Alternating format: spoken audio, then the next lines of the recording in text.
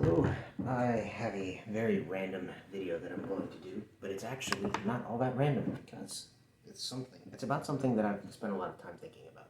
So a little bit of context about me. I was raised Christian. I attended church many years, and it was in high school. I took a philosophy class and I sort of drifted away from it. I started to notice some inconsistencies, and I spent a couple of years going back and forth with different pastors about it, trying to get some answers, and very quickly discovered that the deep questions of religion very often boil down to take it on faith, bro, and that just never really sat right with me. I've come around some to it. I was rather antagonistic to it for a while, but I have come around to it in, I'd say, about the last year or so. But there are some really interesting inconsistencies with Christianity and the Christian dogma that I think are worth pointing out. Um, One of those is morality. And interestingly enough, Jordan Peterson did a podcast recently with a guy by the name of Sam Harris, who is a clown, who pretends to be an intellectual. And one of the things that they talked about was morality. And Jordan Peterson argued that for morality, his perspective of it, when you take morality and you boil it down, it's it has that's where you see the religious undertones. And that got me thinking about it, because does morality exist independent of humanity, or is it something that we created? Is it a construct or a cornerstone? And I think either one of those makes sense, but I want to speak specifically about my perspective on that. So, I believe there is such thing as an objective truth. I don't know what it is, but I do believe there is objective truth. I think what it is it's the final piece left when you've boiled all of the minutia away. Um, Whatever the initial base of an idea is, or a concept, that is the objective truth. Everything else is much more specific and detailed, and that's where you find the subjectivity come in. Once you start taking the subjective truth and you start to bend it to specific scenarios, specific individuals, that's where you see the subjectivity come into place. I think that objective truths underline what it is to be human and the human existence. They're very difficult to see, and there's a lot of interpretation in that, because they're sort of by design ephemeral, right? The rules of existence are not ironclad, and they're not very easily seen or quantifiable in that same sense. Um, Now, where I want to go with that is within Christian theology, within all theologies that are monotheistic, God gives a series of commands, right? In Christianity and in Judaism, it's the Ten Commandments. I don't know what it is in Islam.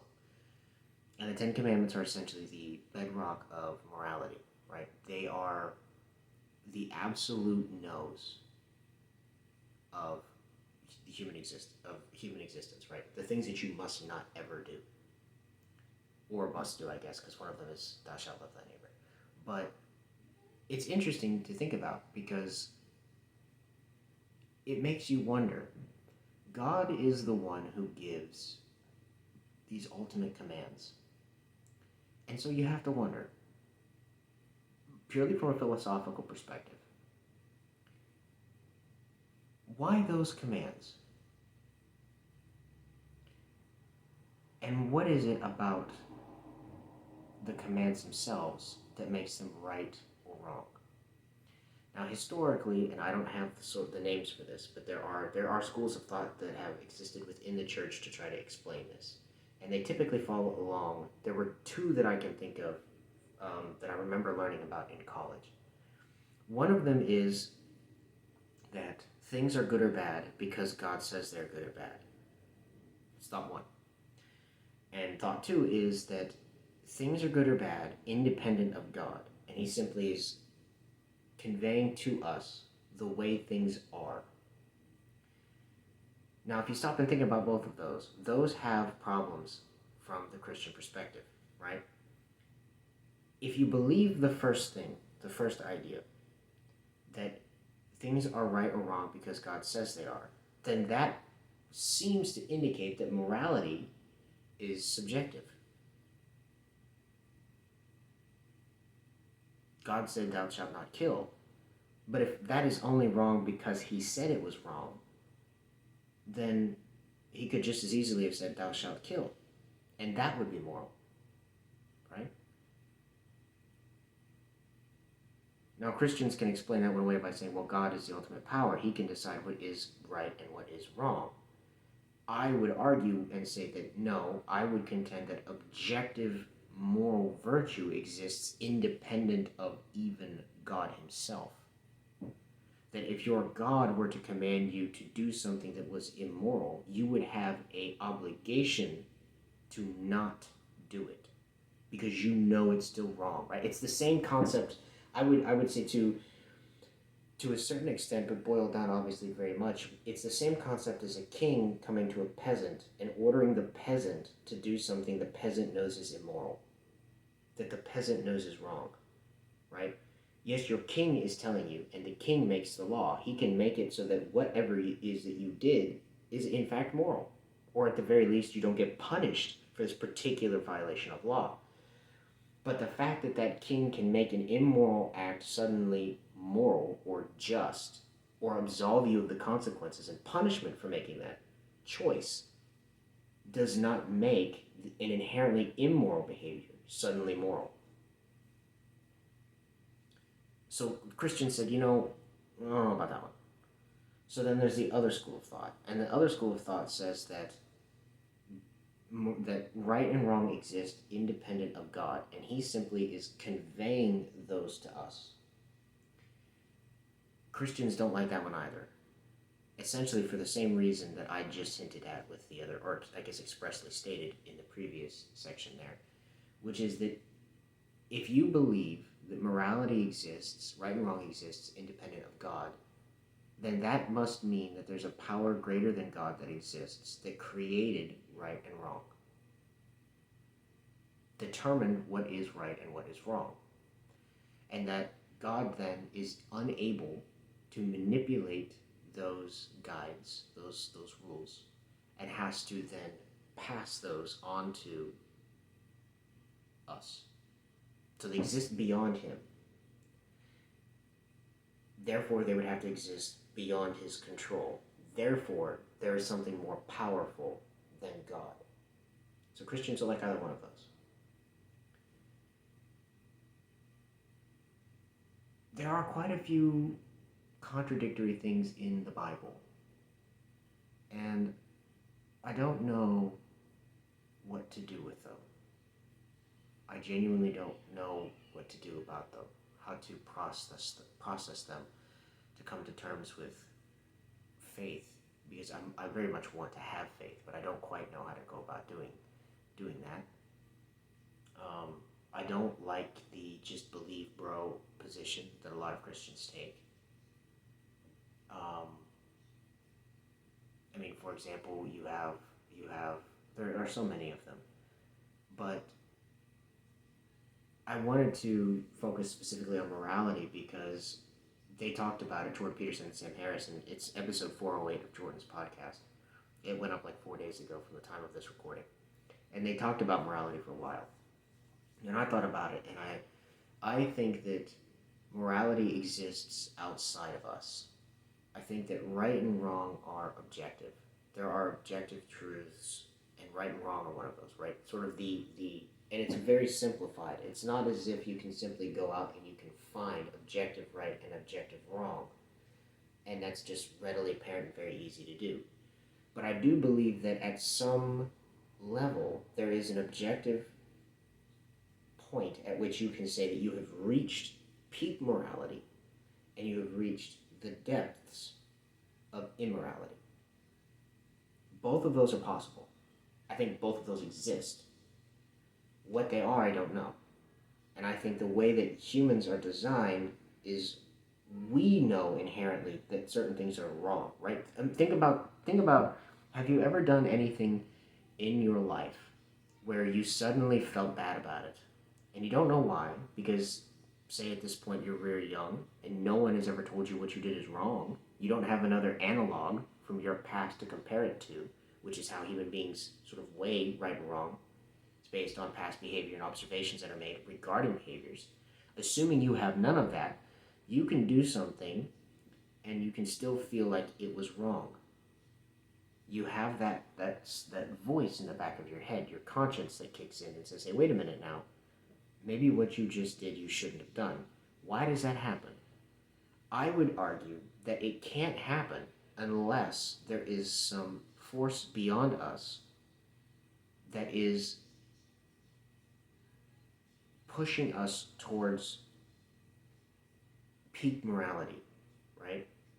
And so even assuming that to be true, then even if you were unaware that what you were doing was immoral because you had no analog to compare it to, that presence above you, right? That overarching law that governs human existence, morality, still exerts pressure on you via your conscience. So even if you're unaware that what you're doing is wrong, because you have nothing in the past that you can evaluate that on, your conscience can still kick in, because the force that's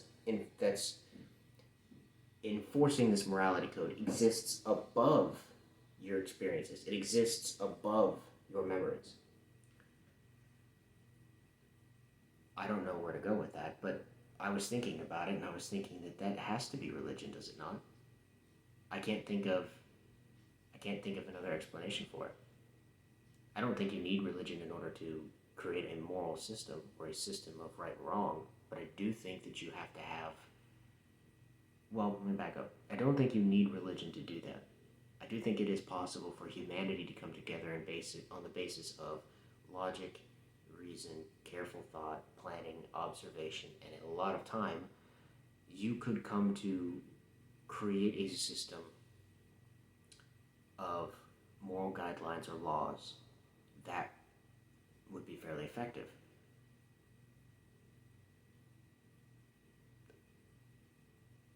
But again, fundamentally, the linchpin of that would have to be experience. It would have to be observation, which would require that you have lived something or seen something moral and immoral. And now you have two analog behaviors in your mind. And when you do something, you then weigh it against these two things, these two previous experiences that you've had, or these two previous things that you've witnessed. And you are able to deduce somewhere along the line where in that spectrum it fits. And that's how you're able to navigate life, and the choices that you have in life is this closer to some of the more immoral things that I've seen and or done, or is it closer to more of the moral things that I have seen and or done? I think the fact that human beings are able to experience guilt for things that they've done that are immoral, in the absence of any scientific reason why that would happen, has to mean that God exists. Has to mean that there's some force greater than us that guides our behavior. Whether we wish to acknowledge it or not is irrelevant. It's there. Because I don't see how you could say that reason or logic could explain this. Now, the counter to that might be, well, subtle observation, right? It could still be reason and or logic. It's just it's unconscious, right? You're not actively thinking about it. Those moments that you think are sort of a prescient exposure to this overarching system of morality that governs human existence could be nothing more than simply your brain processing things that you have seen, heard, experienced that don't consciously occur to you as a memory, and so that's where you feel the guilt from. Because on the subconscious level, you still are aware that what you are still making the comparison to experiences that you had, but you're not consciously aware of it. So if someone were to ask you, you wouldn't say, "Oh, well, I thought about something that I had done wrong or something I had done right, and that's how I was able to reach this conclusion." I would contend, though, that that argument is flawed, because reason and logic, to my understanding, by their very definition, require a conscious effort. You cannot use reason or logic unconsciously. It's a conscious process. So you have to be thinking about it. Again, I think that morality means that God has to exist. Those moments where you have experiences in your life that you can't explain by reason, by logic, those emotions, that has to come from something greater than you. And I think the conscience is a great example of that. Morality is a great example of that. That subtle voice that you hear telling you that you shouldn't have done something or that what you did is wrong, when there's really no reason why that should happen. Maybe you benefited from this. Maybe you even caused somebody who was deserving of receiving just desserts or punishment for previous ill conduct to receive said just desserts. And yet somehow, for some reason, you feel this nagging sensation that maybe you did something wrong. And you don't know why. You can't explain it. That, to me, has to mean that there is a force beyond humanity, a force beyond our own self-imposed morality systems. And if it exists above us, then it can only come from God. There's no other explanation that I can think of. Random video, but there you have it. Episode 408 of Jordan's podcast, by the way. Sam Harris is in it. It's frustrating to listen to, but I like listening to Jordan Peterson. Man is very articulate and very well educated. So might want to give that a go, but